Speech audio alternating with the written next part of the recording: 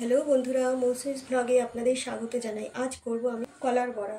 তার জন্য আমি নিয়ে নিয়েছি 5 পিস কলা। কলাগুলোকে প্রথমে আমি একটা কড়াইয়ের মধ্যে দিয়ে দিলাম, আর গরম দুধ ওর মধ্যে কিছু পরিমাণ ঢেলে দিলাম।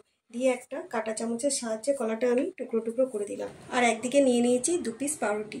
পাউরুটিটাকে আমি ভালো করে টুকরো টুকরো করে নিলাম। তারপর আমি ওই পাউরুটিগুলো দুধ আর কলা ছিল ওর মধ্যে দিয়ে কাঁটা চামচের সাহায্যে ভালো করে মিশিয়ে আমি কিছুক্ষণের জন্য ঢাকা দিয়ে রেখে দিলাম। কিছুক্ষণ পর আলগা করে দেখলাম এগুলো ভালো মতো মিশেছে। আমি চামচ দিয়ে আরেকটু মিশিয়ে নিলাম।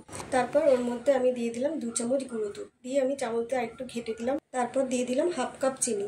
চিনিটা দিয়ে আমি ভালো করে মিশিয়ে নিলাম। যতক্ষণ না মিশলো ততক্ষণ আমি সময় দিলাম। তারপর আমি দিয়ে দিলাম 1 কাপ ময়দা। দিয়ে আমি ভালো করে মিশিয়ে দিলাম। দিয়ে আমি ভালো করে নাড়াচাড়া করে একটা প্লেটের উপর রাখলাম ঠান্ডা করার জন্য। তারপর আমি কিছুটা হাতে তেল নিয়ে আমি এই ডোটাকে ভালো করে মাখিয়ে নিলাম। তারপর আমি ডোগুলো কেটে ছোট ছোট করে হাতে নিয়ে গোলা করে করে আমি এরকম শেপে করে নিলাম। এইভাবে আমি বাকি ডোটাও কমপ্লিট করে ফেললাম।